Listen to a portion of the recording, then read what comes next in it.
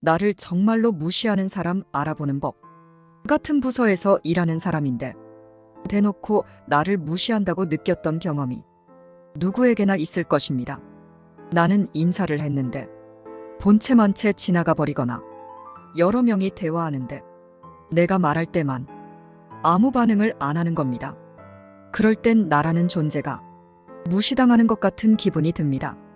나는 살면서 무시당했다는 느낌을 단 한 번도 받아본 적이 없다고 말하는 사람은 거의 없을 것입니다. 무시받았다는 느낌은 미묘하게 기분이 나쁩니다.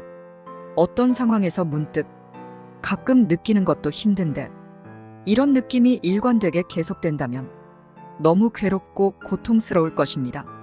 나에게 무례하게 말하고 차별하고 냉대하는 것과 마찬가지로 나를 본체만체하고 방치할 때도 무시당했다고 느낍니다. 그래서 기분이 나빠지고 이런 감정이 오래 지속되면 무력감을 느끼게 됩니다. 미국의 심리학자 마틴 셀리그만이 예를 들어보겠습니다. 1967년 마틴 셀리그만은 우울증에 대한 관심을 넓혀 학습된 무기력에 대한 연구를 시작했습니다. 먼저 실험 파트 1에서는 개들을 3개의 집단으로 나누고 다용도 상자 기구 안에 넣어 실험을 했습니다. 1집단의 개들은 상자 안에 넣고 아무런 조치를 취하지 않았습니다. 2집단과 3집단의 개들에게는 임의의 시기에 전기 충격을 똑같이 주었습니다. 단 2집단의 개들은 레버를 눌러 전기 충격을 멈추게 할 수 있었습니다. 상자에 가둬놓고 전기 충격을 주면 너무 놀라고 고통스러워하겠죠. 그런데 어쩌다 실수로라도 상자 안에 있는 레버를 건드리면 전기 충격이 없어집니다. 어느 순간 레버의 기능을 알아채면 전기 충격이 올 때마다 이제 레버를 누릅니다. 고통을 없애는 방법을 터득한 겁니다. 하지만 3집단의 개들은 레버를 눌러도 전기 충격을 멈출 수 없었습니다. 2집단의 개들이 레버를 눌러 전기 충격이 멈추면 3집단에게도 전기 충격이 멈췄지만 3집단은 언제 전기 충격이 멈추게 되는지 알 길이 없었습니다. 그러니 그냥 임의의 시기에 충격이 멈췄다고 생각하게 됩니다. 자기의 의지와는 상관없이 말이죠. 내가 어떤 행동을 해야 전기 충격을 없앨 수 있을까? 어떤 때는 전기 충격이 멈추는데 왜 멈추는지는 알 수가 없습니다. 레버도 당연히 소용이 없고요. 어떤 짓을 해도 아무 일도 일어나지 않으면 어떻게 될까요? 완전히 무기력해집니다. 어떤 짓을 해도 세상은 안 변하는구나. 왜 아무것도 안 변할까? 3집단에게 전기 충격은 내가 어떤 행동을 하더라도 벗어날 수 없는 것이 되는 거죠. 자신이 무슨 짓을 해도 전기 충격을 멈추게 하지 못하고 아무런 영향도 끼치지 못한다는 것을 학습하게 되면서 나중에는 아무것도 하지 않고 그저 충격을 받을 때 고통스러워하기만 합니다. 충격적인 결과는 이 실험의 파트 2에서 나타났습니다. 동일한 세 집단의 개들을 데리고 똑같은 다용도 상자기구에서 실험을 했습니다. 이 상자는 가운데에 몇 인치 높이의 장벽이 있었고 그 장벽으로 2개의 직사각형 공간이 분할되어 있었습니다. 모든 개들은 전기 충격이 가해지고 있는 한쪽에서 몇 인치 안 되는 낮은 장벽을 뛰어넘어 전기 충격이 없는 다른 공간으로 도망갈 수 있었습니다. 1집단과 2집단의 개들은 전기 충격이 가해질 때 빠르게 학습하여 옆방으로 건너가 전기 충격을 피했습니다. 반면 3집단의 개들 대부분은 이전에 자신이 무슨 짓을 해도 전기 충격에서 벗어날 수 없다는 것을 학습했기 때문에 도망치는 걸 포기했습니다. 전기 충격이 가해지는데도 낑낑대기만 했습니다.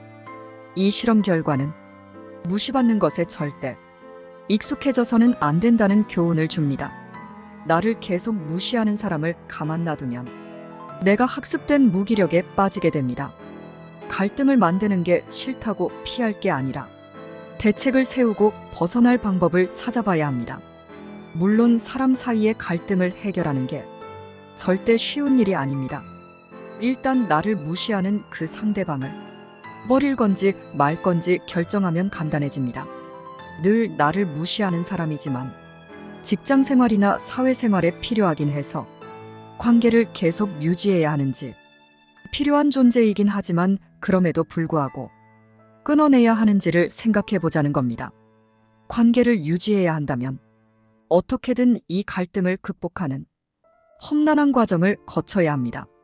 그렇지 않다면 내 마음에서 깨끗하게 지우면 됩니다. 그런데 관계를 정리하기 전에 무시당하고 있다는 느낌이 혹시 내가 그 사람의 행동을 오해한 것인지, 정말 그 사람이 나를 무시하는 것인지를 확인해야 합니다. 이 테스트를 통해서 상대방이 나를 무시하는 사람이란 게 밝혀지면 관계를 지속하는 게 불가능하겠죠. 나를 무시하는 사람을 어떻게 알아볼 수 있을까요? 여러 연구 논문과 학술서를 보면서 찾은 방법은 3가지입니다. 첫째, 도와달라고 말해보세요. 굉장히 겸손하고도 친절하게 도와달라고 했는데도 여전히 나를 무시한다면 그 사람을 버리십시오. 두 번째, 상대방이 사회적 경험이 충분한 사람인지, 나와 시대적 문화적 공감대가 있는지 살펴보세요. 예를 들어 어른이나 선배들과의 술자리에서 윗사람이 술을 따라주면 2손으로 받습니다. 어른이 물건을 건네도 2손으로 받습니다. 이것은 서양 문화에는 없습니다. 그러나 우리 사회에서는 유치원에 가고 학교에 가고 알바를 하고 직장을 다니면서 배우게 되는 문화입니다. 이런 문화는 우리나라 대부분의 사람들이 공유합니다. 이런 관행을 모른다면 그 사람은 예의 없는 사람, 그리고 윗사람을 무시하는 사람이 됩니다. 상대가 아직 사회적 합의를 완전히 이해하지 못했다면 그것은 성격의 문제가 아니라 사회적 소통 기술과 능력이 부족해서입니다. 성품과 사회성을 떼어서 생각해보고 그 사람이 나를 정말로 무시하는 건지 아닌지 구별해야 합니다. 세 번째, 거절해보는 겁니다. 보통 사람들은 거절을 당하면 무리한 부탁을 한 것 같아서 미안해하고 알겠습니다 하고 받아들입니다. 하지만 진짜 나를 무시하는 사람이라면 내가 거절했음에도 계속 부탁이나 요구를 합니다. 이것은 진짜 나를 무시하는 겁니다. 거절 못하는 성격을 가진 사람은 계속해서 2차 피해, 3차 피해를 당하게 됩니다. 거절하는 것은 참 어려운 일입니다. 상대방이 나를 어떻게 생각할까에 대한 고민을 하게 만듭니다. 그러나 거절할 용기를 꼭 내야 하는 이유는 상대가 나를 호구로 보는지 아닌지를 알아보는 가장 중요한 방법이기 때문입니다. 거절을 한 후 그 사람의 반응을 보십시오. 거기서 그 사람의 진짜 모습이 나옵니다. 때에 따라서는 관계를 끊는 용기를 내야 합니다. 하지만 이 3가지 테스트를 했는데 상대방이 나를 무시하는 사람이 아니라는 결과가 나온다면 나에게도 책임이 있을지도 모르니 나 자신을 한번 돌아보십시오. 내 말과 행동을 한번 점검해보고 상대에게 조금 더 기회를 주는 것도 방법일 것입니다. 함께 해주셔서 감사합니다.